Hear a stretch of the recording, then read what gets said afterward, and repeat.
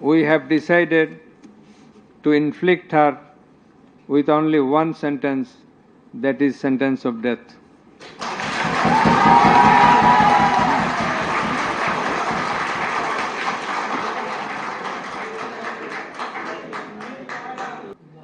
To Asaduzzaman Khan Kamal. As regards Chaudhry Abdullah Al Mamun, বহুল প্রতীক্ষিত রায় ঘোষণা হলো আজ।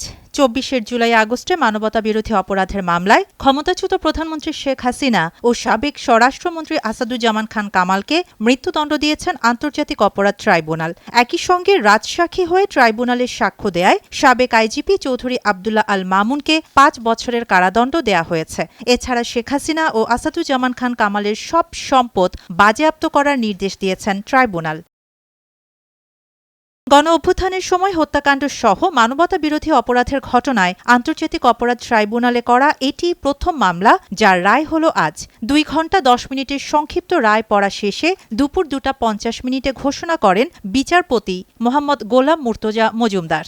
এ মামলায় পলাতক শেখ হাসিনা ও আসাদুজ্জামান খান কামাল, আর গ্রেপ্তার হয়ে প্রায় বছর খানেক ধরে কারাগারে সাবেক আইজিপি চৌধুরী আবদুল্লাহ আল মামুন। সোমবার সকাল ৯টা ১০ মিনিটের পর কড়া নিরাপত্তায় সাবেক আইজিপি মামুনকে ট্রাইব্যুনালে হাজির করে পুলিশ।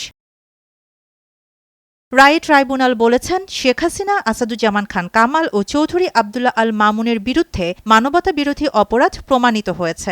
২টি অভিযোগে শেখ হাসিনাকে ও একটি অভিযোগে সাবেক স্বরাষ্ট্রমন্ত্রী আসাদুজ্জামান খান কামালকে মৃত্যুদণ্ড দেয়া হয়েছে। রাজসাক্ষী হওয়ায় পুলিশের সাবেক মহাপরিদর্শক চৌধুরী আবদুল্লাহ আল মামুনকে ৫ বছরের কারাদণ্ড দেয়া হয়েছে। তবে শেখ হাসিনা ও আসাদুজ্জামান খান কামাল পলাতক হওয়ায় তারা এই রায়ের বিরুদ্ধে আপিল করতে পারবেন না বলেও জানান ট্রাইব্যুনাল। এ রায়ের খবর প্রকাশ হতেই ট্রাইব্যুনালের সামনে উল্লাস প্রকাশ করেন সাধারণ জনতা।